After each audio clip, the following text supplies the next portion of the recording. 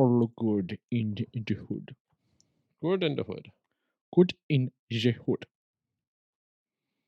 He huffed and he puffed and he signed an eviction notice. He huffed and he puffed and he signed an eviction notice. Play the movie. Yeah. Play the movie. Play. He ordered the groceries on Instacart.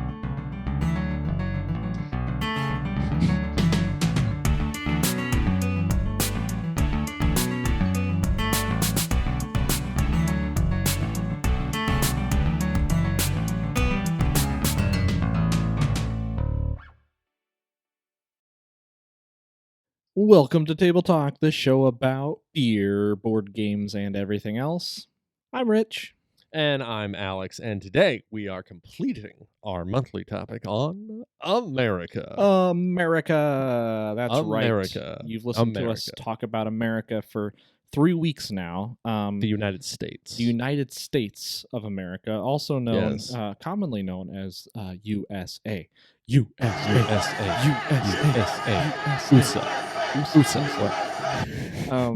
it's interesting. It's interesting that we're doing this series too with the Olympics going on. We can act like we planned that too.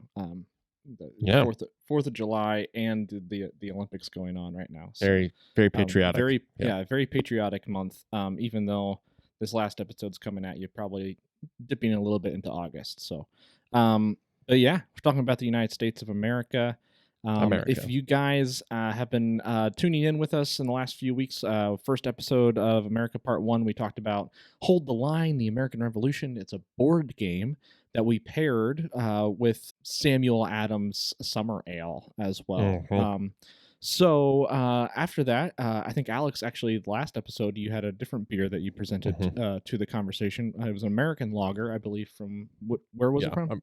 It's from the Appalachian Mountain Brewing Company in Boone, North Carolina, and I brought another can with me for this episode. Gotcha. So looking forward to working on that. All right. I also brought my Boston lager, Samuel Adams Boston lager, but I have another beer as well. I'm going to dive into. It's an IPA, but I'm going to save it because it kind of ties into a little bit of our sponsorship. So I'm going to save it for that part of the conversation.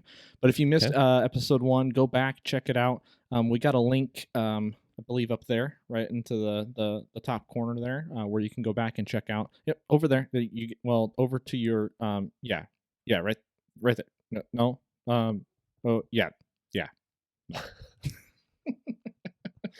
It's around there, folks. It's over your left shoulder, Alex. No, yeah. There we go. Yeah. There you go. Right there. Yeah. So then we had part 2. We talked about colonial life and just kind of the life of the American colonies before the war even started, and kind of some of the things that led up to the American Revolution, which included a lot of taxation without representation, which seemed to be a problem. Just from our conversation, it seemed to be like something that America didn't like very much, which led to a little bit of contention. Yes. So then after that, part 3, we talked a little bit about some untold stories of the war, which was very entertaining. So if you ever have the pleasure of meeting a general in real life, just make sure you do address him by a general or her by a general. Not Esquire. Yeah, definitely not Esquire. Call them Esquire. Do not call them that. That will probably... It'll get you kicked off of your frigate. or as they, if it's in New York, you say, forget about it. Oh, but we're going to do our drum fill. Good. Very good. Yeah, very thanks. good. Yeah. And what are we talking about today, Alex? Curious. Oh, today we are talking about what I've been looking forward to a lot is the effects of the war. There are many things that happened after that war. And obviously for us, probably the most... one that still a lot of Americans who are alive today still feel is the effects of World War II. And people talk about that a lot. But what are the effects that still exist now? And in general, like things that we might not directly feel right now and kind of the day-to-day, but what are the things that kind of led up to the day-to-day that we now experience? What specifically came about from the end of the American Revolution, which ended in ding, ding, ding, United States 1, Great Britain 0. So what happened after that game or war? So before we dive into part 4, the effects of the war, we're gonna share with you some information from our sponsors. So I'm going to start with Instacart, which is one of our sponsors for the show. They also, right before we started the show here, Instacart actually delivered my beer to my door. Yes, that's right. I downloaded the app. I created an account. And within about, it took about an hour and a half. I ordered my beer from a local grocery store here, just sitting on my couch, right out there. You can't see it, but there's a couch out there with a living room. Lovely. And I sit on there from time to time, a lot of time to time, as one does. And while I was sitting on the couch, which is comfortable to sit in, I looked at my phone. I downloaded an app called Instacart, and then when I downloaded it, I actually was able to order something from it. And then somebody shopped for me and brought it to my door. And so nice. It was free delivery because it was my first order. How cool was that? So anyway, they delivered to me this is the Anti-Hero IPA, and it's proudly brewed in Chicago by the Revolution Brewing Company. Oh, all right. Very nice. So I decided this was going to be my beer for the last episode. Just kind of because obviously it's got Revolution in the name, out of Chicago. But also I like the way that sounds, Revolution Brewing, right? It's like something's coming, and it's gonna be big. There's a Revolution Brewing. So Revolution Brewing Company, this is the Anti-Hero. It's the IPA. I don't know much about Chicago brewing, other than the summer ale that I had before. So I'm excited to dive into this. Exactly. All right. I'm a little foamy. just a little foamy. Would you like a little beer with that foam? Man, that's great. To America. To America, once again.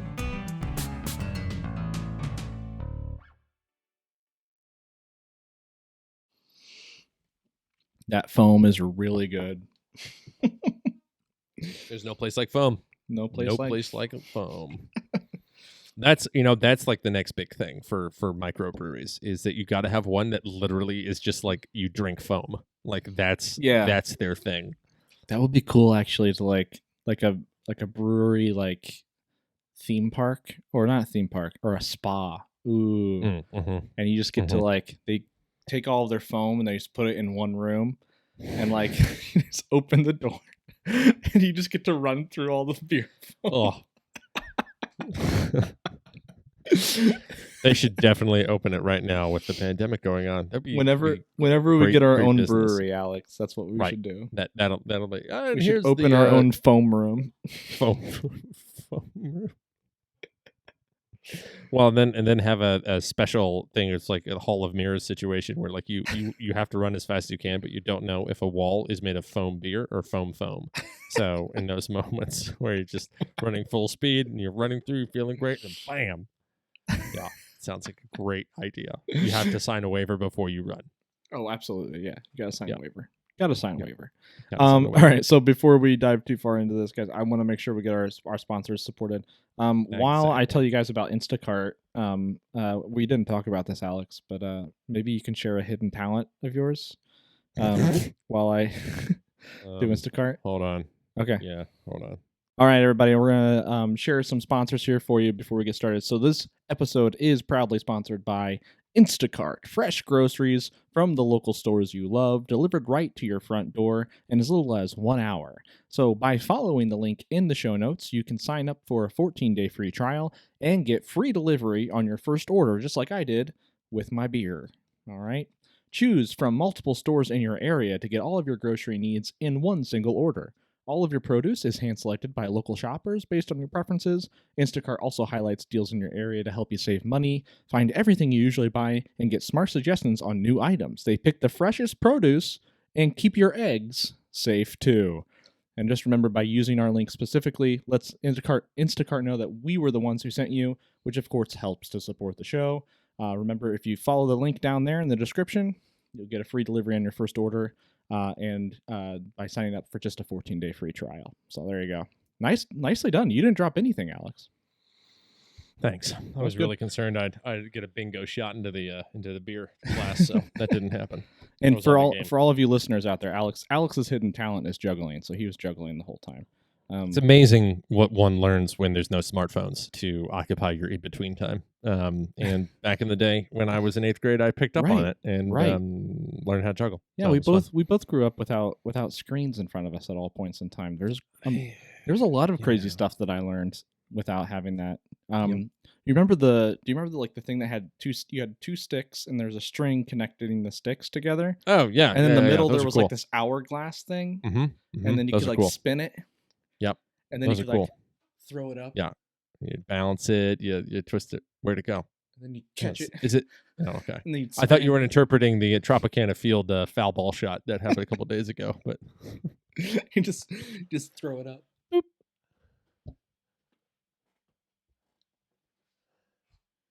Huh. Interesting. Okay. Ouch. Oh gosh. There it is.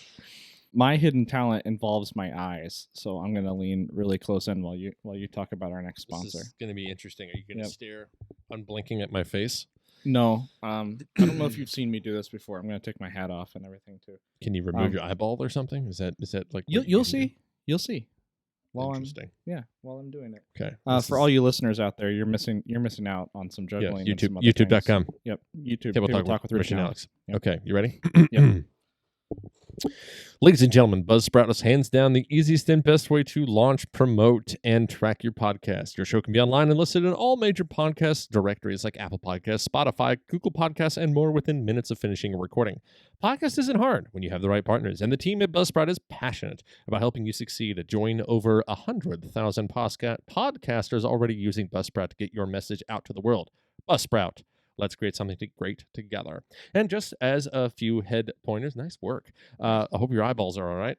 We use Buzzsprout, and personally, it's great. We're able to share it easily with the world. For those of you, our enormous amount of listeners at this point in our junction of our lives. But what's great is that we have it all in one spot. So if you would like to also give Buzzsprout a try, you can follow the link in the show notes. And by letting Buzzsprout know that it was us who sent you, you get a $20 Amazon gift card if you sign up for a paid plan, which of course also helps support our show and keeps it running, which is what we prefer. Buzzsprout, probably one of the most amazing things is that people like us can produce our own show and make it accessible to millions of people. The millions they're out there, guys. It's we need your help, but they're out there. So that's what we couldn't do it without Buzzsprout. So if you do end up starting a podcast, there's a hair on my microphone, sorry. If you do end up starting a podcast, let us know about it. We'll be your first subscribers. So all right, let's get on with it. I want to talk about effects of the war. The first thing I wanted to talk about was the Treaty of Paris, which officially ended the war, right? Not that the Treaty of Paris was an effect of the war, really, is what effectively ended the war. But I couldn't bypass it because when you Google Treaty of Paris, right, there's like 47 different things that pop up as far as like the Treaty of Paris. Everyone went to Paris for some reason. And it's something that like it's one of those things that I knew, right? Because I knew the Treaty of Paris is they also talked about like ending World War I and World War II and stuff like that. I'm just like I didn't put it together until then. I'm like, oh, there's a lot of treaties signed in Paris. So anyway, I pulled up a huge list of different treaties. The first one was in the year 1229, which ended the Albigensian Crusade. Yeah. And Alex, okay. I know you prepared a whole bunch of things for this, so I want to hear what you had to say about the Albigensian Crusade. Go ahead. Well, it ended, and no one remembers it at this point. So tells you what wars really mean sometimes. Thank you for preparing all of that for us. I mean, it took all my study to really strain out a concise and declarative statement. Yes. We appreciate that. Right. That's what I try. Yeah, so apparently that was the first Treaty of Paris, all the way back in 1229. And since then, there's been 47 different treaties of Paris's, or somehow other named treaties, like the the Paris treaties, Right. or something like that. So, well, I think the most recent one, if I remember correctly, was yeah. it was like the Treaty of Paris, or the Climate Agreement, or something like that. Yeah, right? It's called the Paris Agreement. Agreement. That's what it is. 2015. So it's the international agreement regarding global warming, which America was in and then out of and then in again, something we're like back that. in. Yeah, guys, we're like a hockey lineup. We're just in, back Oh, out, in, back out. Keep people on our on our toes, yes, but on their toes. That's we change our minds every 4 years. What? No, I don't. Problem. Yes, I do. No, I don't. Yes, I do. Oh, I feel bad for other countries that have to deal with us. Hey. Yeah, so that was the most recent one back in 2015. And then some other ones that were important, or at least just from reviewing them. You have the Treaty of Paris in 1515. Sorry, this isn't important. It's just I laughed when I read it, so I had to share it. The Treaty of Paris in 1515, planning the marriage of the 15-year-old future King Charles of Spain and the 4-year-old Rene of France. Well, that's They had a whole summit just to talk about these two kids getting married. Well, considering their age, maybe that's why. Yeah. Is this illegal? Yeah. And then someone in the back goes, "Is this actually logical?" Shut up, Isaac. Pay no attention to him. He's a serf. And did you see him hitting on the queen when he's just 9 and she's 14? Well, more like 4. Wait, did you say 4 or 14? 14. That's a Weird Al Yankovic. No. But it's wait. Now I'm confused. That's Anakin Skywalker. No, is 9. I'm aware. I'm aware of the song. I'm confused now. You said the person who was Star Wars is a movie that came out in this. This Rene person. Yeah. 4 years old. 4 years old. Yeah. 4. Okay. All right. That's what I was trying to go for that, but yeah. Yeah. When she's just 4 and he's 15.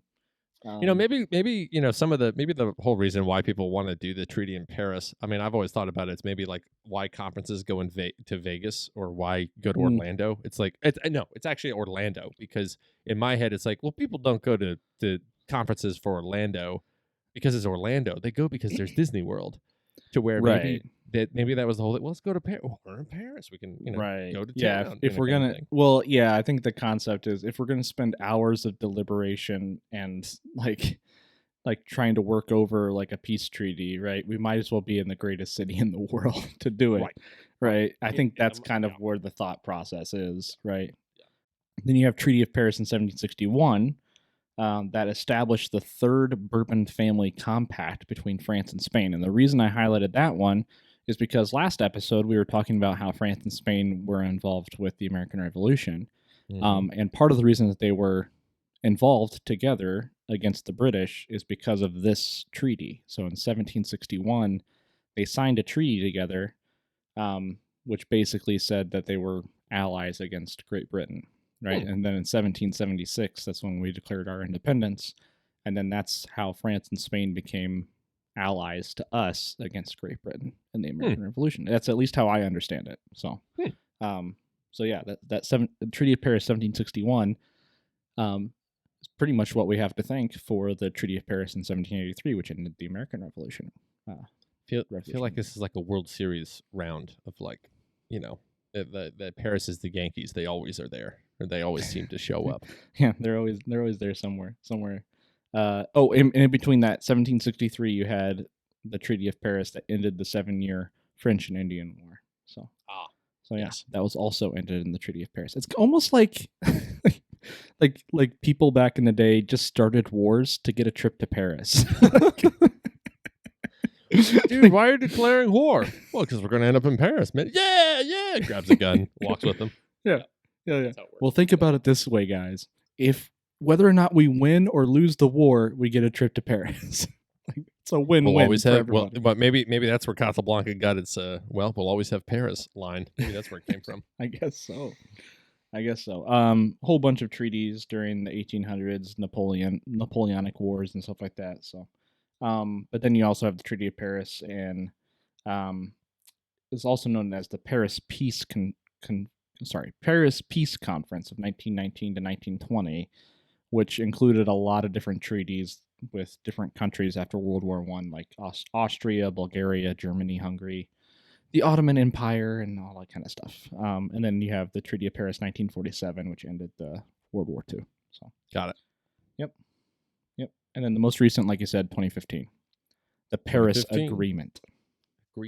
It's almost like it took that long for someone to say, "Can we just call this something else?" Let's have having a meeting at the UN, and somebody just raises their hand, just like, I don't care one way or the other. I just don't want it to be known as the Treaty of Paris 2015. Can we make that happen? Think of the implications though if you were to call it the climate treaty. It sounds like everyone's at war against each other and be like, all right, time out. Yeah. All right, fine. You put your nuclear, power station down, and I'll put down my 40 coal burning, power plants. Okay. Right. Okay. Right. All right. Here we go. Whereas agreement sounds a little more, quote unquote, unified, whatever that it will mean in the future for that. But, right. Yeah. But yeah, you're probably right. People are just like, guys, they brought up the article that you were able to find and be like, guys, this will be the 600th time we've used Treaty of Paris. We have to change up the cards. We got to change it up. It's been about 600 years of this. Can we change? Can we please find a different name for what we're doing right now? Didn't you know, Alex? History repeats itself. Anyway. Yes, it does. Yes, it does. Yes, it does. The main thing about Treaty of Paris, obviously, is that Britain acknowledges the United States, which is New Hampshire, Massachusetts. Count them: New Hampshire, Massachusetts. Sorry, it's listed as Massachusetts Bay, Massachusetts, Rhode Island, Providence, Connecticut, New York, New Jersey, Pennsylvania, Delaware, Maryland, Virginia, North Carolina, South Carolina, and Georgia. 14. I guess there was one thrown in the mix originally. Well, at least during the war, I guess. I wonder if it. You know what? I wonder if it was. It was either probably New Hampshire or Providence. I think. Okay. No, I think it was Providence. I think they came later. Rhode Island and Providence Oh yeah. Those are bundled together. I read them separately. Rhode Island and Providence plantations is what they were known as. Cool. All right. Yep.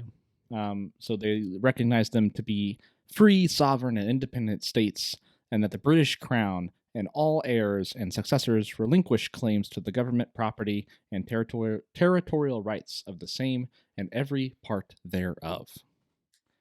There you go.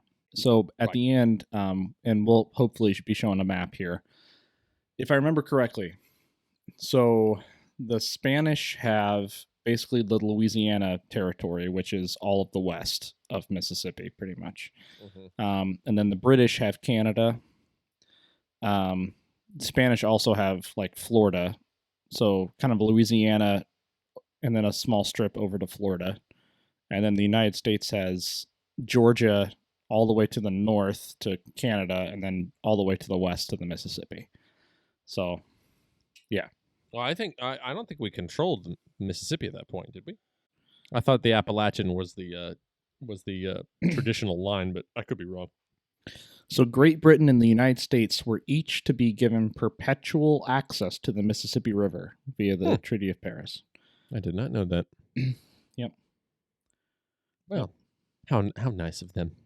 So establishing the boundaries of the United States, including but not limited to those between the United States and British North America from the Mississippi River to the southern colonies, Britain surrenders their previously owned land, granting fishing rights to United States fishermen in the Grand Banks off the coast of Newfoundland and in the Gulf of St. Lawrence.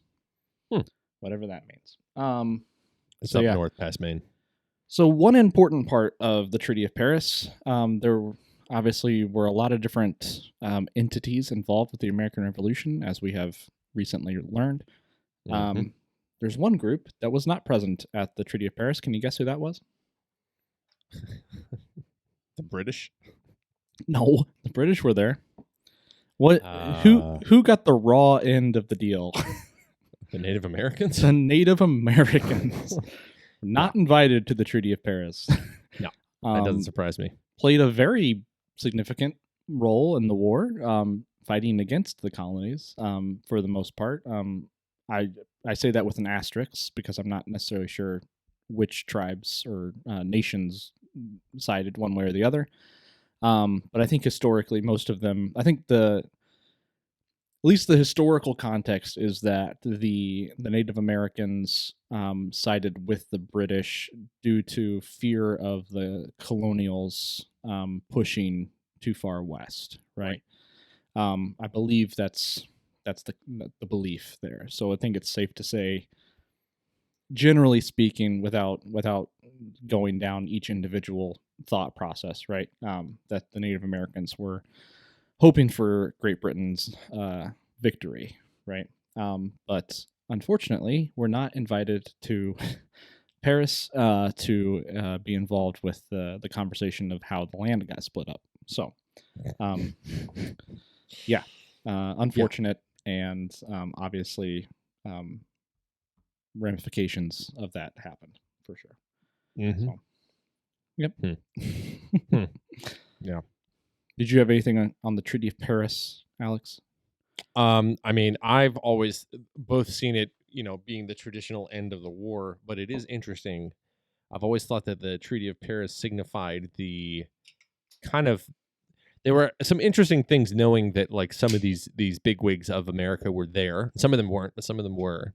To think that they, like putting myself in their head where, like if you think about the notion of, especially the colonies, is that the European countries were the ones that essentially, held the prime real estate and said, hey, this is ours. We're the British Empire, we're the French Empire, we're the Spanish Empire, whatever. But It's really interesting that the United States was a country. It wasn't an empire. It was a country. But it was also made of states.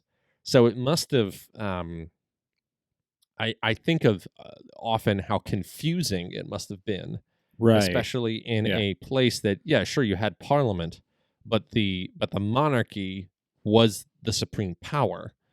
To earn the favor or ire of the king was still the number one, the number one deal. Where in the United States, which I've always found fascinating, and I think it must have thrown Europe kind of in disarray, being like, who are these guys? Like, what you're saying? You have this thing called a president that there's a court.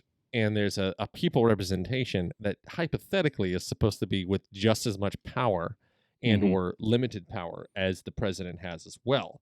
So It's like my pervading thought about all this is that probably everyone that were there for the signing of the Treaty of Paris, especially Spain and France, probably sided with the states and was willing to sign for it.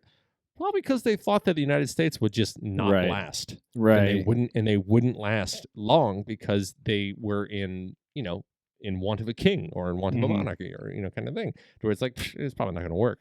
Where that's the thing that always floors me about knowing that the Treaty of Paris was the beginning of this thing that just clearly continues to change the world.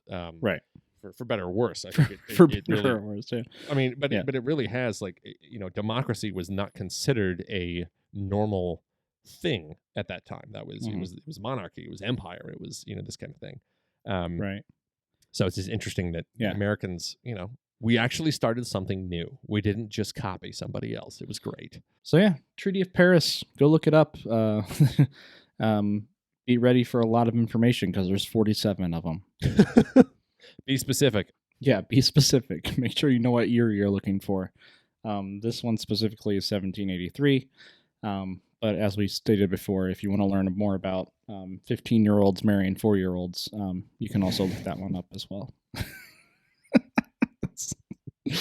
Apparently it was important enough to bring a whole bunch of people to Paris to talk about. I think it's just an excuse to go to Paris. I think that's all it is. Like, there was probably 5 people that originally were invited, and then they all invited 5 more friends, and then their 5 friends invited 10 more friends, and then all of a sudden you have it. Guys, let's just do this in Paris. Come on. Party in Paris. My parents will be out. Oh man, there's this new thing there called the Eiffel Tower. Let's go check it out. Oh, it's an Eiffel. Yeah, that's it's right. An Eiffel.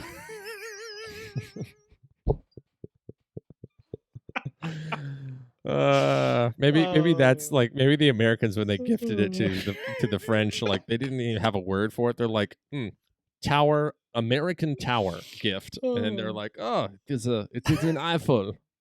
It's an Eiffel. I love that. All right.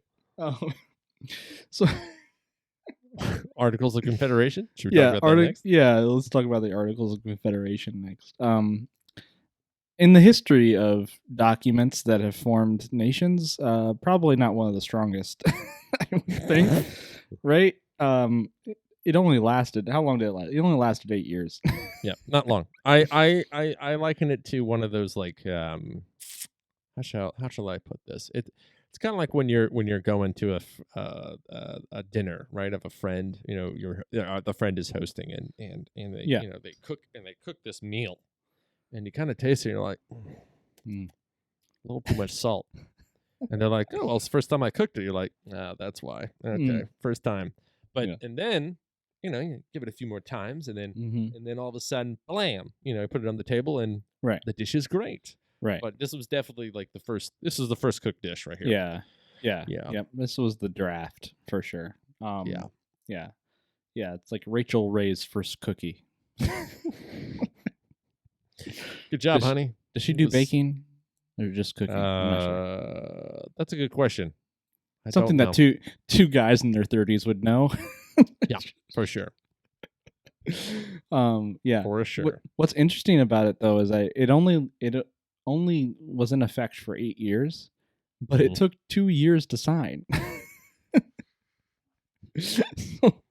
Like it was really only valid for like 6 of those 8 years. 6 years. So okay, so that's my question. Was it one of those like? I could just see this. William. Oh, yes, sir.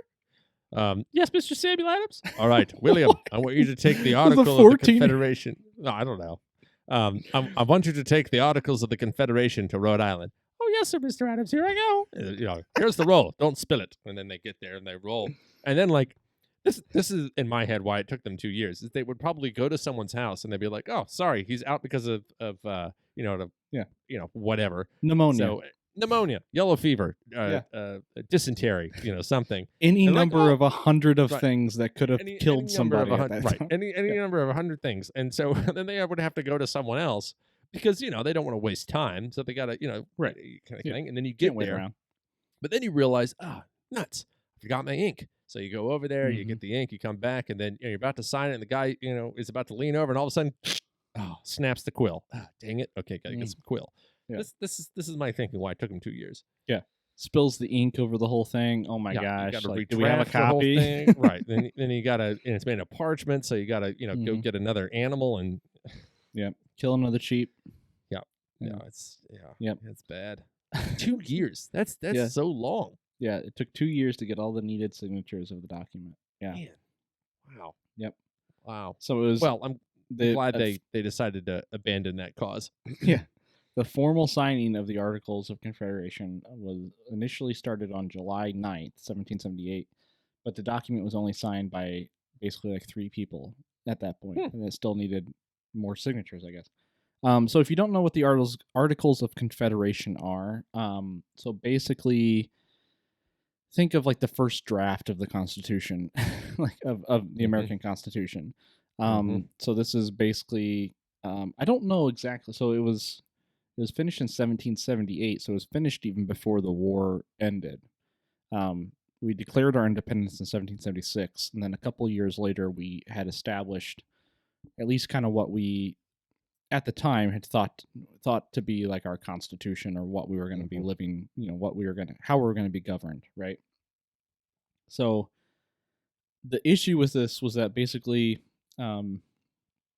we had state governments, right? So the Articles of Confederation were talking about, at this time, individual state governments that were all trying to team up together. The founding fathers were, I don't necessarily know if this is the case, but to me it seems they were petrified of a strong centralized government. Yes. And all this is obviously what led to the revolution in the first place, right? They were just terrified of just basically recreating, like basically making another King George and George Washington, basically. His name probably didn't help him too. Yeah, right. So they were doing everything they could to not have that happen. So the Articles of Confederation become a thing. So you had state governments that could not coordinate with each other, which led to the need of a strong central government. And this is strongly disputed as terms of why we need a strong central government and why we didn't. Part of the reason, I think probably one of the main reasons, was the national debt at the time, which we went into a very significant debt, just like Great Britain did with the French and Indian War. We also went into debt, declaring our independence and everything. And it's hard to get 13. Think about going out to dinner with like 13 people, right? Splitting the check. Like trying to split the check, right? It's just like you always have somebody who's like, oh, I only ordered the salad, right? And you're just like, well, let's just try and split it like evenly. It's just simpler that way. And somebody's always like, no. I got salad and water. I'm not paying. Not paying $15 for salad and water. And then, of course, in American style, there's going to be one guy. I'm not paying taxes. I bought water. You're like, you're not this isn't representing me. We fought like a whole war, so we wouldn't have to pay taxes. Why are we doing this? Yeah. So we have the Articles of Confederation, which is trying to do this whole let's split the check evenly type of concept, and let's all be friends.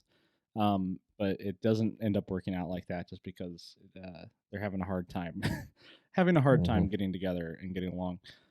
So that's when you have the American Constitution that comes in. But that's basically my interpretation of the Articles of Confederation. Alex, did you have anything else you wanted to add? I mean, you summed up very well. I just think the important part to remember is that the American Constitution, we didn't get it right off the bat. Like, and I feel like this is something that we, especially now post Civil War, when the Union was kind of reunified, which again is another thing that I think we all benefit from in a way that didn't exist even back then. As you were talking about 13 different colonies, which more or less had their own economic structures. They had their own currency. They had their own traditions. They had their own, way of getting around. They didn't have interconnecting roads all the time. Like all these kind of number of things where they were their own countries. Like they were their own countries. I'm just thinking of going from South Carolina to North Carolina. You're just traveling down a road, right? And all of a sudden you get to the barrier and the road just stops. They're like, nope.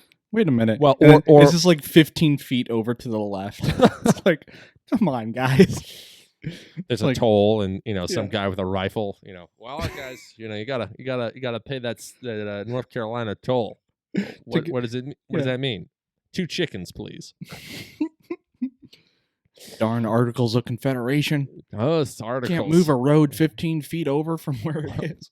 It's not the rule book. It doesn't say we can't do it. Ha ha ha. Yeah, that's what I'm thinking. I'm thinking a lot of it was petty, but like I think that is one thing to think and to remember is that the Articles of Confederation, I think, was the experiment of trying to figure out how to essentially be a country without having centralized government running it.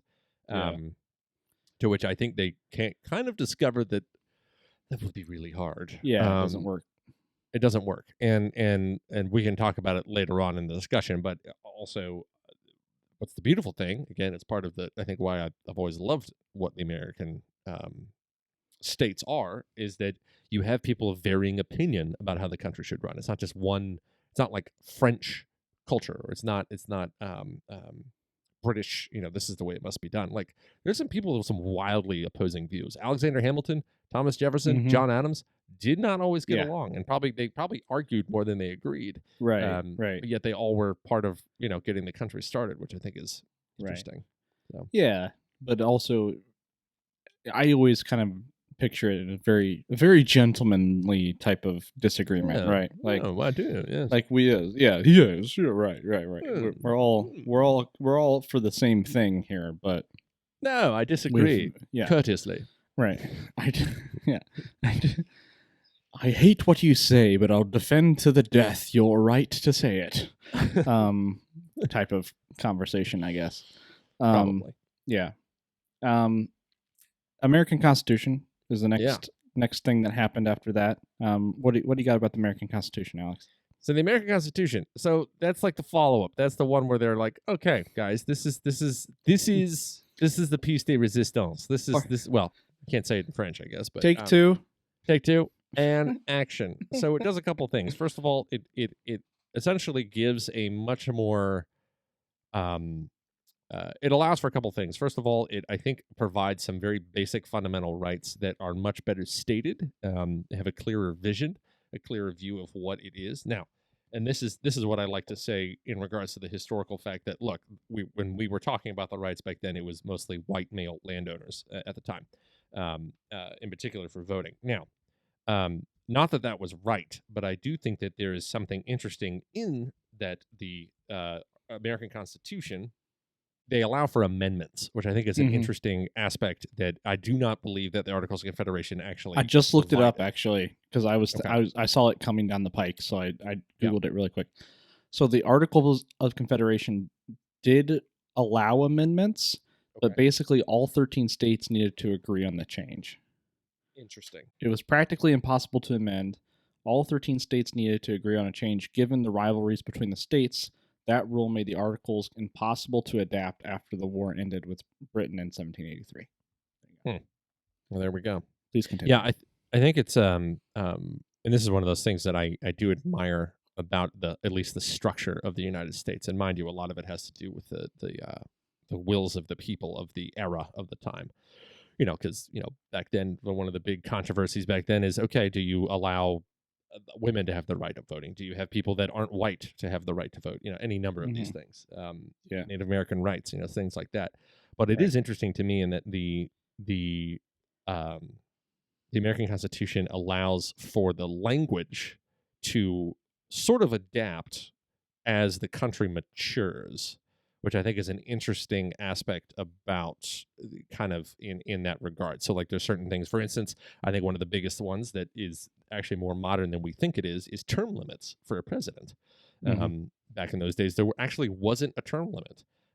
George Washington started the tradition of you run 2 terms and then you're done. He didn't want to die being president because he also knew that when death comes for a leader, it tends to cause a tumultuous, change of power, and he didn't want that.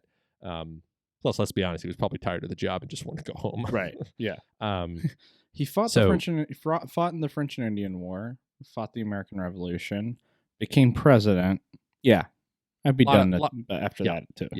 Yeah. It's just kind of one of those like, well, wanted to call it. Yeah.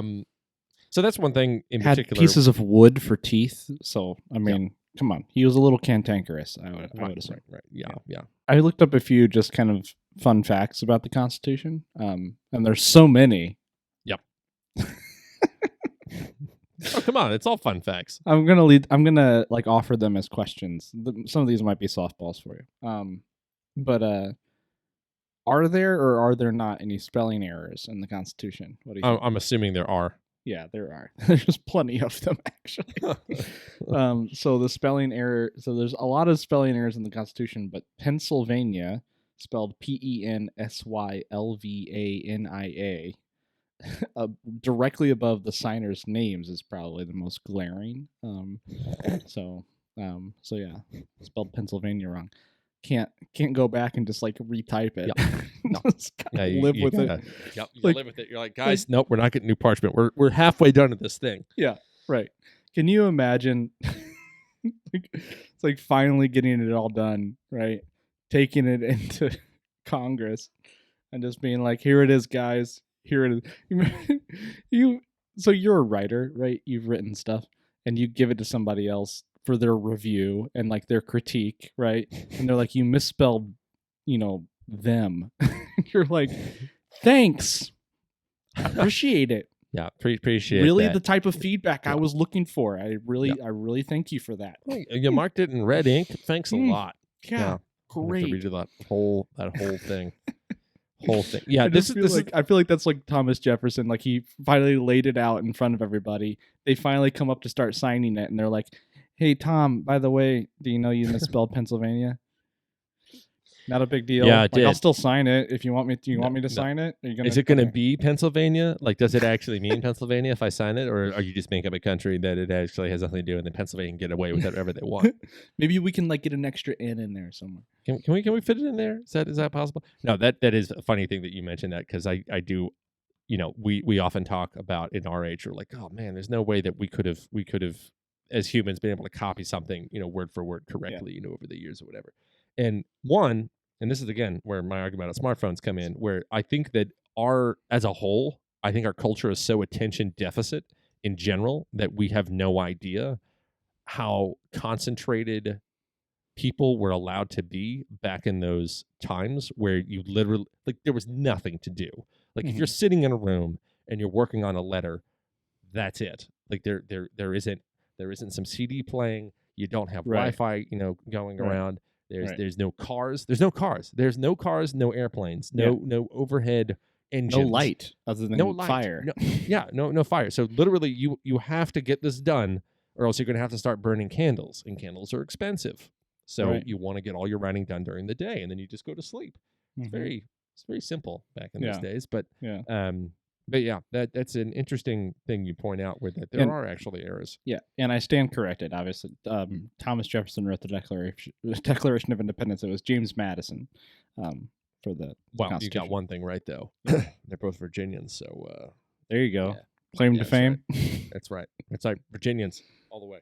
Virginia. I feel like Virginia is like the old gentleman that knows, how those young kids, actually came to be, and doesn't get any credit anymore, but it's just kind of like, yeah, we were there. Yeah. Fun fact, Thomas Jefferson did not sign the Constitution. He was in France during the convention, where he served as the U.S. minister. John Adams was serving as the U.S. minister to Great Britain during the Constitutional Convention and did not attend either, so they didn't sign. Pity. Yep. Pity. Who was the oldest person to sign the Constitution? Do you know? And how old? Was it Benny Boy? Yeah, it's Ben Franklin. Yeah. Do you know how old he was? I'm gonna guess 89, because he lived to a ripe old age. Wow.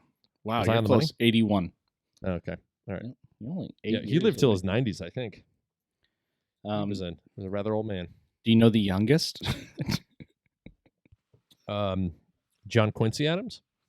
No. No, it is a Jonathan. It's Jonathan Dayton of New Jersey. He was 26 years old. Wow. That's kind of cool. Yeah. Gosh. That'd be a thing. Yeah. That's cool. Jonathan Dayton. And because of his poor health, Benjamin Franklin needed help to sign the Constitution, and as he did so, tears streamed down his face. Because he needed help signing, or because of the significance of the signing? Because he was peeing himself at the same time. No, I'm joking. Sorry, that was in poor taste.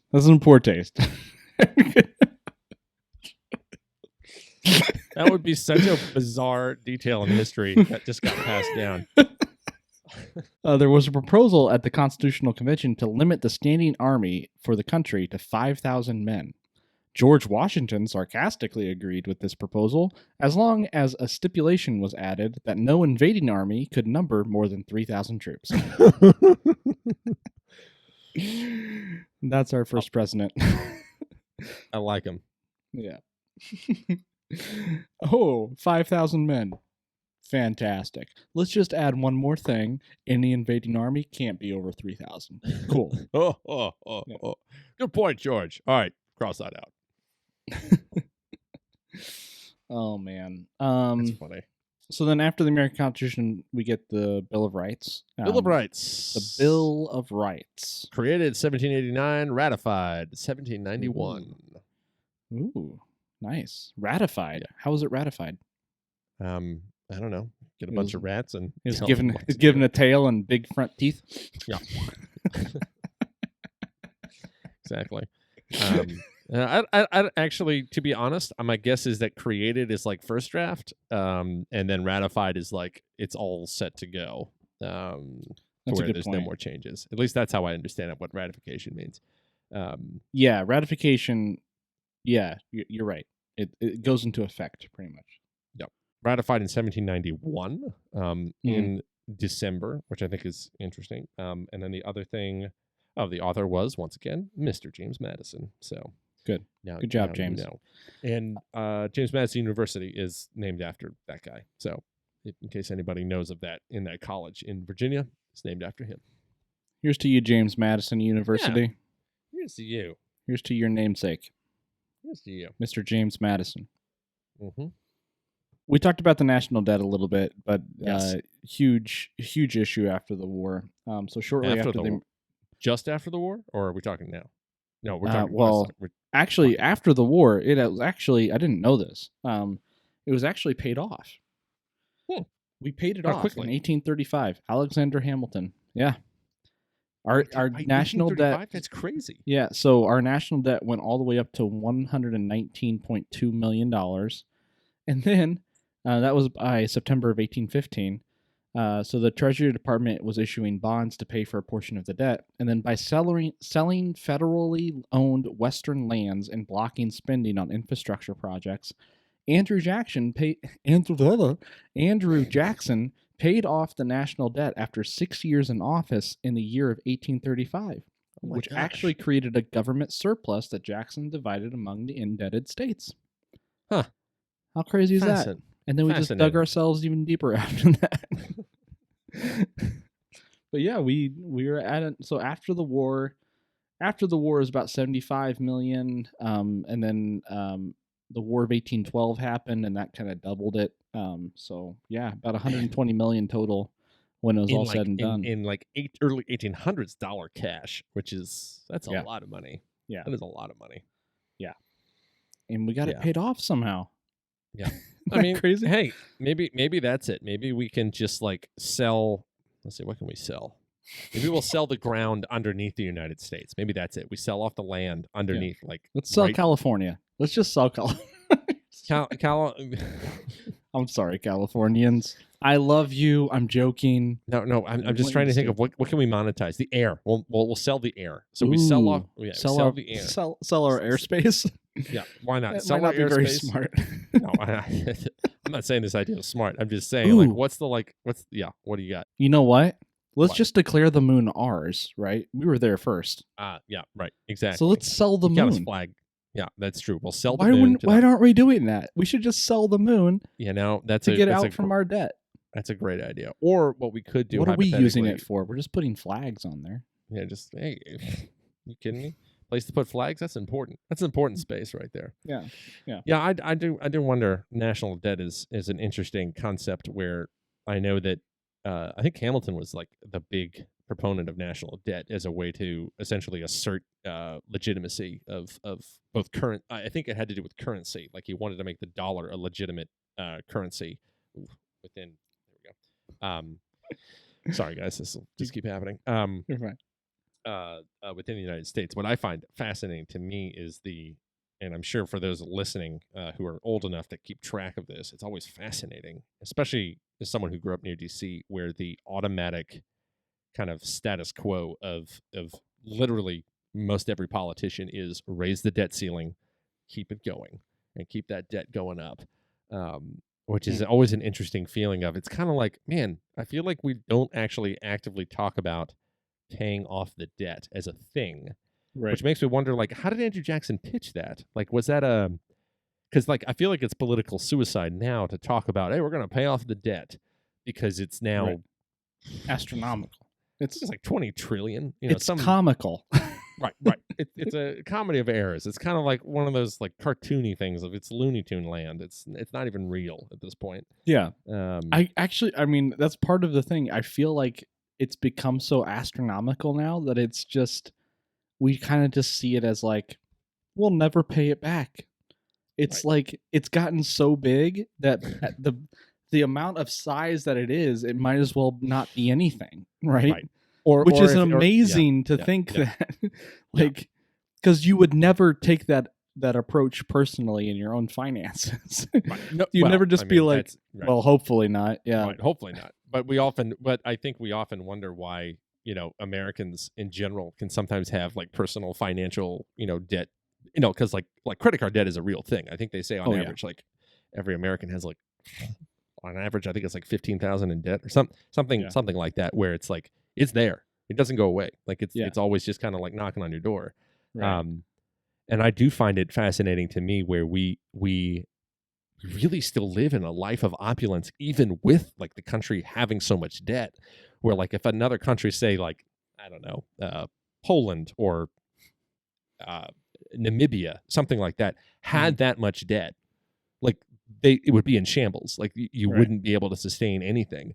But for whatever reason, for whatever reason that an economist would better be able to explain than me, the United States is still able to keep doing what it's doing. So let's get an economist on the show. We can have them talk about this.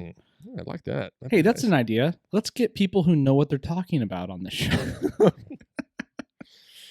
We're not the expert, but Billy here will explain it for you. Yeah, there we go. Yeah, we can just do interviews with people instead of just conjecture. That should have been our... Wow, what a revolutionary idea. That should have been our subject line for the podcast. Conjecture with originality. Yeah, right. Yeah. Just absolute nonsense. Who knows? Who knows? Not us. Not us. Yep, national debt. We kind of talked about the Native Americans a little bit. Obviously, not getting much of anything out of the Treaty of Paris and the effects of the war. You can kind of basically just suffice it to say like the victory of the American colonies and the American Revolution pretty much signified the end of the Native American nations.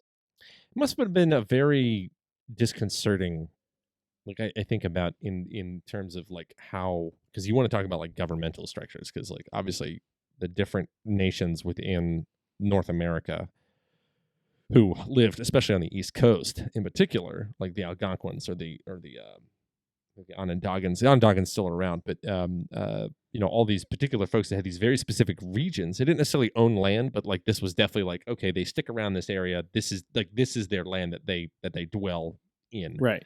And it must have been a very unsettling notion of the fact that, like I know one of the big quote unquote advantages of the way the United States ran things is that it literally was a country. It was a wide swath of over 1,500 miles of people essentially running in the same show.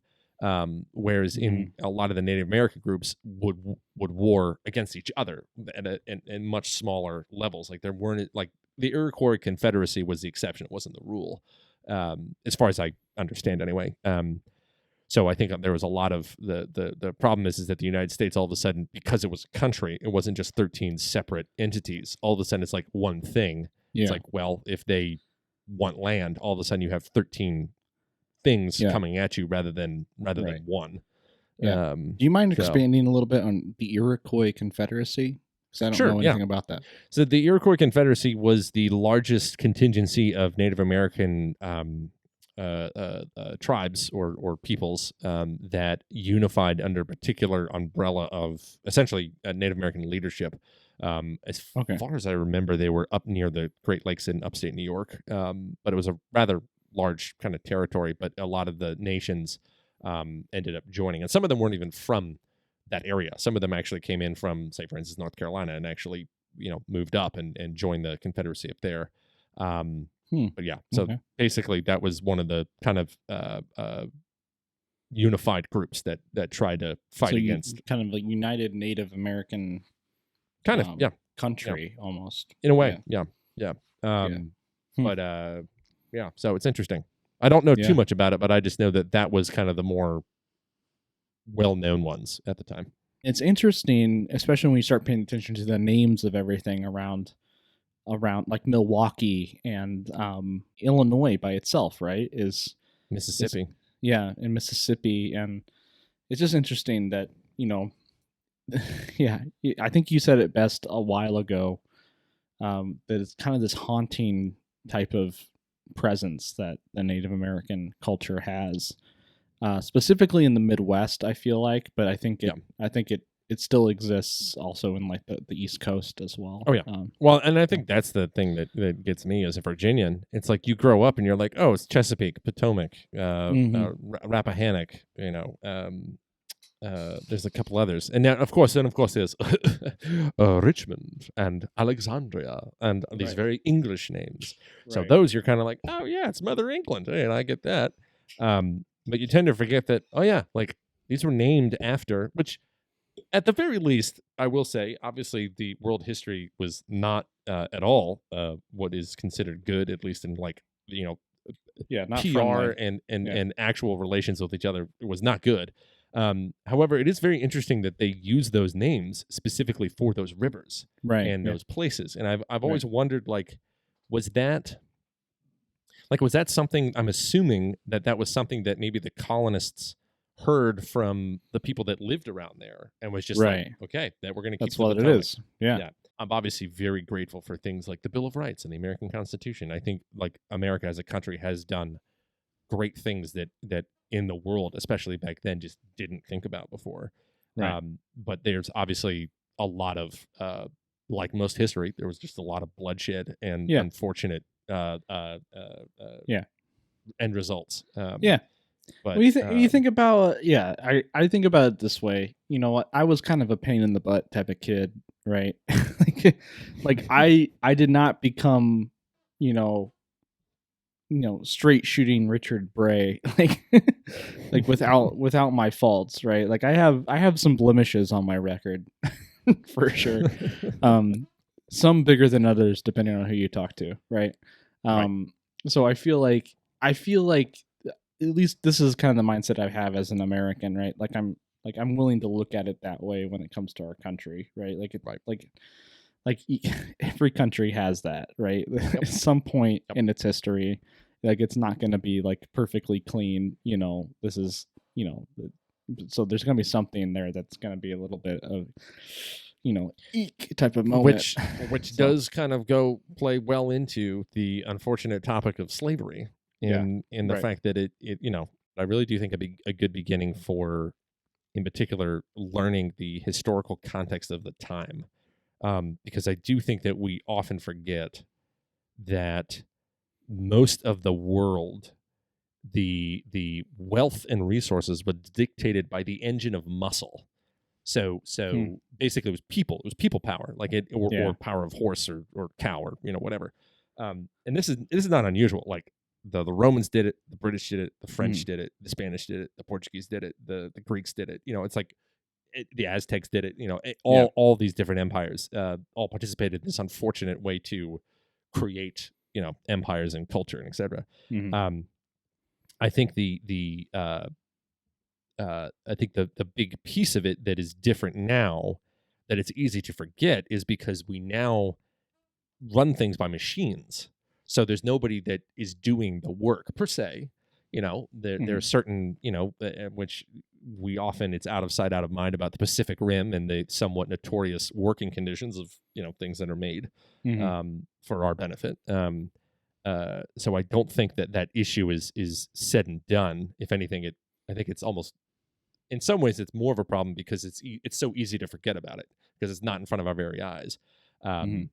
But I think that there are some definite things that need to be people being aware of, like the town that I grew up near and loved, largely built by slaves. Like most of the White House and the old, like particularly older stuff, was built by people that won't have their names on there.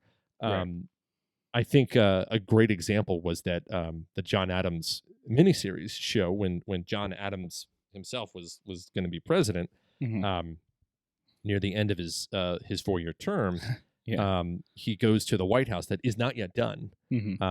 So it's still being constructed, and there's this, it's really well done, and not much is ever said, but you just sense the tension where he and his wife Abigail are there, and it's all being overseen by these overseers who were slave drivers. I don't know what the word is. And there's these slaves who are working very diligently on making sure it's right and that kind of thing. But you realize, you're like, oh yeah, the Capitol was built by that. by that kind of workforce. And Mm-hmm. there is that great moment where Abigail is like, "What good can come of this?" And Mm-hmm. I do think we did and continue to pay a price where you do wonder. It's like, why? And I don't know enough history, but like, why wasn't it just written out as part of the rule book to begin with? It seems But like it had enough opposition at that time, like the 1770s or 1780s, where people were kind of understanding that this is like a moral offense. Like this is a civil offense, all right? Like this is not something that we should be continuing to do. The way I kind of think about it, and this could be way off base, and if it is, it won't make the episode. But when you think about like oil, right? You think about like today, right? Like so much of our country runs on gas and oil and all this type of stuff, right? Removing that from the equation, right? Even though we have I won't say better, but we have alternate resources, right? At least now that we can work with. Right. But when you basically start shifting everything to remove oil and like gas from the equation, the whole infrastructure is set on top of that, right? So I feel like that's kind of the same struggle that is happening in like this time frame, right? You know, it's interesting you say that because when I read about William Wilberforce, so he was an abolitionist in England. Like that was his big thing. Like he ended up becoming very convicted about the abolition of the slave trade specifically for the British Empire, which was at that time the largest in the world. And that was like what you just said was the main argument for people who were against abolition, and basically saying like, look, if you were to ban the slave trade tomorrow, it would wreak havoc on the economy and you would burn the empire to the ground. Like it would basically would be no more. Right. So it gave a very there was this argument and it's in this movie called Amazing Grace, and there's this argument where he's like, well, why don't we just get rid of it gradually? And then it's kind of one of those political answers of, not yet. And then that keeps on getting, pushed to the side. Right. Which that to me is interesting, where I think because nobody had done it first, like this is my theory. If the British Empire or the French Empire or the Spanish Empire had banned the slave trade before the United States became a thing, I think the chances potentially, but this is all conjecture, the chances that the United States would have actually had set up the country in an economy where that wasn't a part of the equation might have actually been possible. I think the issue is like what you said, a lot of it was already set up infrastructure wise, and particularly the South, where it was predominantly agriculture. It was not a distributed type of economy. And where that was, I think, what led to an imbalance of power, which led to the unfortunate compromise where the North had all the money, but the South had all the agriculture. So there was some trying to bridge the divide of making people who agree, and they just didn't write slave trade out because, predominantly in the South, most of the agriculture was run by, run by it just slaves. keeps hanging on for another year, another 5 years, another 10 years. Another decade. And I remember at least hearing and reading about what Wilberforce, it really had to do with the changing of the people's hearts about, like what you said, is it a moral affront or is it an economic one? And people like Frederick Douglass, who became one of the more famous American orators in, pre-Civil War, he essentially was one of those moral affront orators that helped people understand back then. It's like, look, like you're not, when you're talking about slaves, you're not just talking about slaves, you're talking about people that have these experiences and traumas and, that kind of thing. And we as Americans can be better than this. And so anyway, but it's awkward because it obviously was during the backbone building of our country. But it's I think it's and we're kind of, our hands are tied at this point. Obviously we can't change history. But in the world that we live today, where we still see the the repercussions of all of those types of decisions, right? And we have a whole people group that have been, who identify with that type of treatment, right? It's right. It does. You gotta have to say like, yeah, like that's like it's not great. It's not great. No. And infrastructurally wise too, like yeah, like there's a point there. Like there's things that were kind of created that same way like Treaty of Paris, right? Like we didn't Treaty of Paris, Native Americans weren't invited to participate in, right? Right.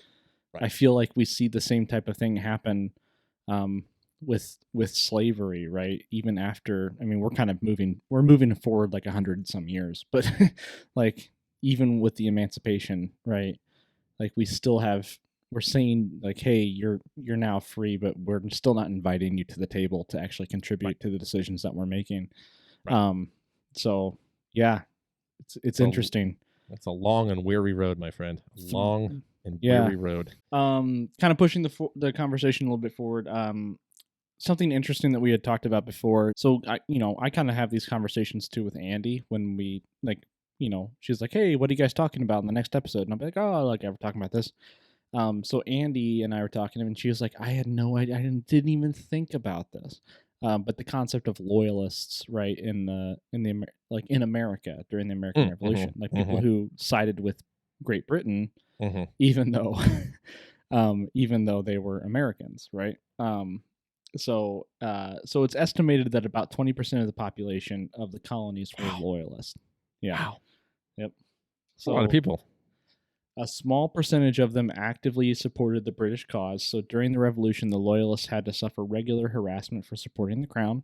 And when the United States gained independence, an estimated 60,000 to 100,000 Loyalists left the newly found nation. Of these, some migrated to Britain, however, a great majority received land and subsidies for resettlement in British colonies in what now is Canada, especially Quebec, Prince Edward Island, and Nova Scotia. Nonetheless, that would be cold. It's estimated that about 85% of the Loyalists stayed in the United States as American citizens, and some who had left also returned at a later date. Yeah. Interesting. Yeah. So, yeah. Something we said though about America in general, and the fact that like it seemed as though the United States didn't. I mean, I could be wrong, but it seems like they didn't actively kick them out. Or like try to eliminate them, right? Not that how at least that's described. I could be wrong, but at that point they're a new nation, right? They really can't be that exclusive. Like they need all the help they can get at that point, right? Exactly. Right? Yeah. Like it's kind of this awkward thing where like we just went to war with you, but hey, let's trade. Right. Like we kind of need you to trade with us, or else we're going to starve. Like, yeah. We kind of need your help. Yeah, it's interesting. Sorry about the war, but you were kind of being a jerk. Yep. Let's be honest. Yep. All right. We're good. We're good. We're cool. We're good. We're cool. Cool. We're cool. Cool. Cool. Cool. We're cool. We're cool. So, Rich. Yes. What? The war is over. Congratulations. The United States is the United States of America. We're Americans. We get to have that title for the entire continent. Isn't that great? That is cool. I love how cool. American. It's so American. I love it. So, being someone from the United States, I've often wondered in the back of my wee little brain, wondering about, I don't know why I decided to go. Why do we go with an Irish accent? Irish, I don't know. The Irish immigrants haven't yet come. What about second breakfast? Well, it'll be like Second War. Oh, that's 1812. Oh, yes. Okay. But anyway, sorry, I don't know why I went into that. But so the American society as a whole, let's talk about that. Like, what are the things that we're actually experiencing now that still exist, back then? So I did a little bit of research, and these are some fun little things that I like to talk about. So, you ever hear of the phrase, I would like your John Hancock? You ever heard of that phrase? I have heard of that phrase, yes. Okay, so do you know why that is the thing and what that saying comes and where that saying comes from? And if you do, I'll explain it, and then you can say yes. Yeah, and then I can explain more. I do understand it. Go ahead, though. Well, I'll break into that a little bit. So John Hancock was the first person to sign the Declaration of Independence. So he was the very first person, like on the Declaration, you'll see, and very prevalent. And his signature was also huge, like on the document. It was comically large compared to the other ones that are very, dainty. Yeah. And then there's all of a sudden John Hancock, across the whole thing. And so his argument was, which I absolutely love, he said he wanted it to be so large so that, quote, my name could be read without spectacles. Interesting. That's so funny. His whole thing was like, I want to make sure that people know who I am. So that's number one, things that still influences that wonderful saying. And I should say it worked. It worked great. It worked. Yeah. It worked great. Like when you say, when I say John Hancock, what's the first thing you think of? Oh, the signature. Yeah, exactly. Like, like that giant. Like, talk about somebody being so aware of where they're at in history, right? Yeah, he was in the moment. Like, okay, like we have George Washington. Okay, people are gonna remember him. Ben Franklin, he created bifocals. Okay, cool. Like we got like John Adams, like he's gonna be president. Like, I'm just like how am I gonna be added into this conversation? Oh, here's an idea. My name. So good. Oh, John Hancock. Okay, so another Bostonian, or at least Massachusetts, is Samuel Adams, of course, with the beer. So obviously we know Mr. Samuel Adams. I'm holding this up, but it's not Samuel Adams. Yeah, continue fame. So obviously we get to enjoy that alcoholic imbibement. There are a few other things. Imbibement, yes. Which might be a repetition because I think, well, anyway, whatever. So the other thing also that I really like is that because of the United States is that we get to enjoy the following things. Well, I don't know how much we enjoy them, but we benefit from them. The United States Navy was founded during that time. The United States Army was founded during that time. The United States Marines was founded during that time. And of course, the United States Postal Service had its beginnings during that time in which Benjamin Franklin was Postmaster General. So Benjamin Franklin did a lot of things. Scary. Yeah, I don't know how he did it, but but that concept, the fact that, which I think is amazing, and I still think the post office and your postal address as an American citizen, you have the right to a postal address or a post office box or whatever it is. Obviously, I think that concept of easily bestowed upon information where you have access to be able to send something to somebody anywhere in the country, and it can most likely end up showing up. Obviously, we all gripe about it nowadays because the speed. I was going to say it's more of a curse now than, but it still exists, and that's the thing that it has survived emails, cool. and it's still there. So there's that, and of course, lastly, I'm going to talk about sport teams because there are several that are obvious, and then there's one in particular that is really cool that I did not know that I looked up. So I'm going to name these. I'm going to name these real quick. Yeah, we got the Washington Nationals, obvious. The Washington Capitals, obvious. Philadelphia 76ers, which is personally one of my favorite names in all of sports. Wait, who are the Capitals? Is that hockey? That's hockey. Sorry, I'll preface this. Washington Nationals are baseball, DC. Yeah. Washington Capitals are hockey in Washington, D.C. Philadelphia 76ers in Philadelphia, Pennsylvania are the basketball teams. 76ers, of course, 76. And then you have the New England Patriots, which are based in right outside Boston in Foxborough, I think, is the Foxborough. town. Yeah. Patriots for obvious reasons. You have the Philadelphia Union, which is soccer. The Philadelphia Freedoms, which was a tennis group with Billie Jean King, originated in 1974.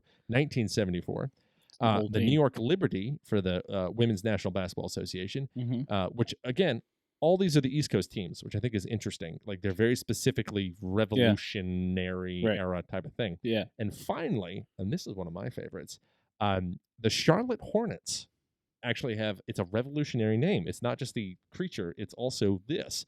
It's during the Revolutionary War, British General Charles Cornwallis referred to Charlotte as a veritable nest of hornets after losing the Battle of Charlotte in 1780. Interesting. So that's where that name comes from, really, gentlemen. That's pretty cool. So if you're celebrating the 4th of July, wear a Charlotte Hornets hat in D.C. and someone asking you, why aren't you wearing red, white, and blue? And you can respond, this is more patriotic than you know. Yeah, we are a... Wait, what's the word he used? A veritable nest of hornets. We are a veritable nest of hornets. We are. Yeah. All right, so the last thing I want to talk about is the Louisiana Purchase, which I thought it was interesting because I knew that the Louisiana Purchase was us purchasing the West from France, but I also knew that as part of the Treaty of Paris, 1783, that the Spain had the West. Right. So I was trying to figure out, I was like, why did we buy it from France when it was Spain's territory? So we didn't buy the whole of. So I'll show you here. So basically, it was the. Can you hear it? Whoop, can you hear Violet? Sorry, that was pure chaos. Whatever just happened was pure chaos.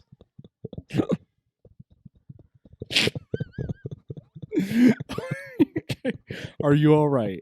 Are you okay? Did anybody get injured? I'm all right. The studio had a my studio had a conniption, but it's all right. I'll be all right. No microphones were harmed. No, not at this point, guys. Guys, please, honestly, get some of the sponsorship money for us. Just because we desperately need just basic hardware equipment. Yeah. Like, I can't tell you how much I want to show you what's holding all of this up, but at the same time, it's probably not a good idea. My understanding is that so part of the Treaty of Paris was Spain had everything west of the Mississippi. Great Britain had Canada, basically, and we had everything east of the Mississippi except for like Florida and what is kind of known as the Florida Strip, right? All of that belonged to Spain. That's at least my understanding of it.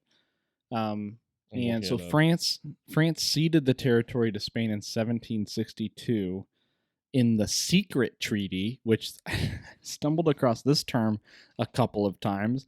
Thought that was pretty interesting. Apparently, there were secret treaties. Like, what are we doing? What is secret treaty? Like, it's like double dog daring or something. Like, I just like does it really mean anything? Like, it bothers me so much. But anyway, the secret treaty of 1762, Spain gained control of the territory west of the Mississippi, and the British received the territory to the east of the river. Right? So it kind of split the United States into west and east of the Mississippi, right? In 1800, Spain had ceded the Louisiana Territory back to France as part of Napoleon's secret Third Treaty of San Ildefonso. Okay. Another secret treaty. So the territory nominally remained under Spanish control until a transfer of power to France on November 30th, 1803, just 3 weeks before the formal session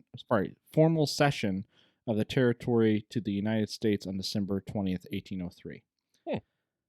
So it basically, in the way I understand it, is after, like 1783, Spain has control of all the land west of the Mississippi.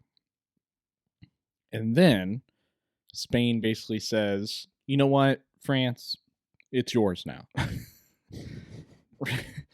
like 1800, Spain set for whatever reason, something that Napoleon did. I'm not sure what.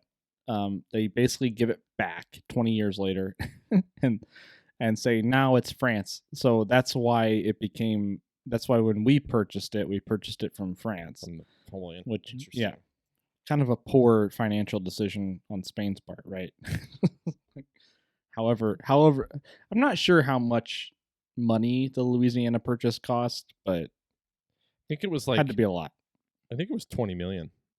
It was somewhere. It wasn't like. Let's look it up. Oh, let's look it up. We have the internet at our fingertips, so $15 million, 4 cents an acre. 15 million. Wow. It nearly doubled the United States in size in 1803. That's crazy. That's crazy. Yeah, $15 million. This is 1803, right? Mm-hmm. Yeah. And we had the national debt down to zero about 30 years after we purchased the Louisiana Purchase. What? Oh man, that's kind of crazy. Anyway, I just wanted to explain. I don't know if explain is the right word, but at least walk through my understanding of what happened with the Louisiana Purchase. It was Spain's, and then it was France. It was France's, and then it was Spain's, and then it was France's again. It was back and forth. Yeah. Yep. As land tends to. And honestly, it didn't belong to any of them except on paper. Right. This is ours. Why? The actual people living there just lived. They lived in a territory that was blue for a little while. Then it turned into red, and then it turned into blue again, and then it turned into whatever the United States color is. Yeah. It's been very confusing for them. Yeah. When the map changes. Yeah. Right. Yeah. Anytime there's a change to the map, everybody just standing on the map is like, what? Well, that's our show, guys. Thanks for watching and listening. Please like, subscribe, comment, and definitely help support our sponsors because they believe in us and they are helping to support us. We want you to help support them as well. That is Instacart. So if you do get a chance, be sure to download the app. Get Instacart on your smartphone.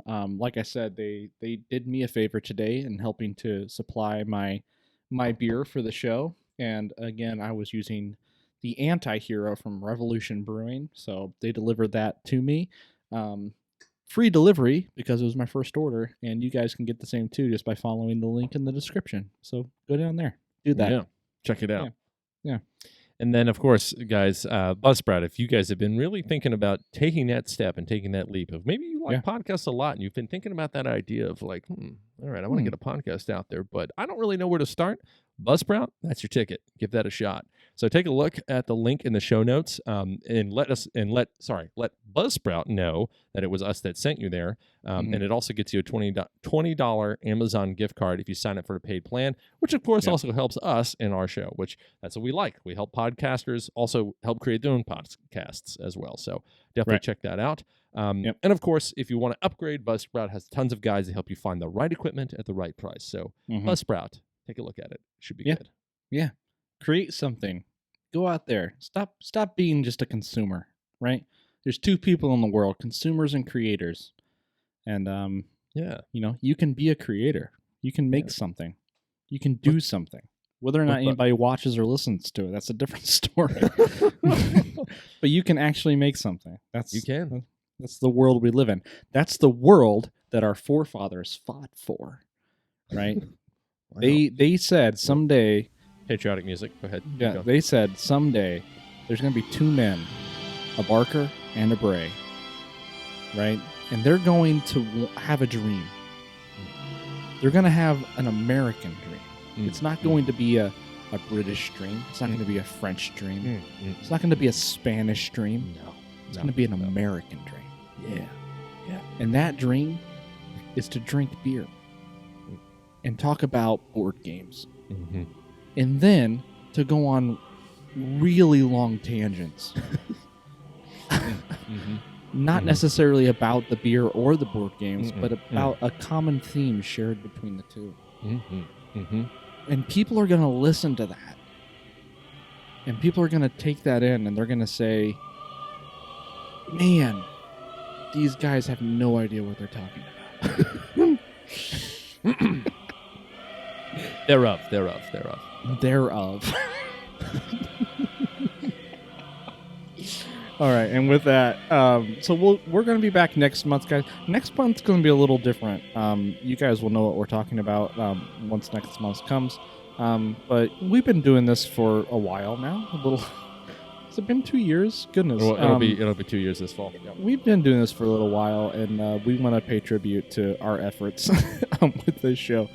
So we're going to see you guys next month, next week, but it's going to be a little different than usual, so just be prepared for that. But until then, guys, be happy, brew happy, and game on in America. Cheers.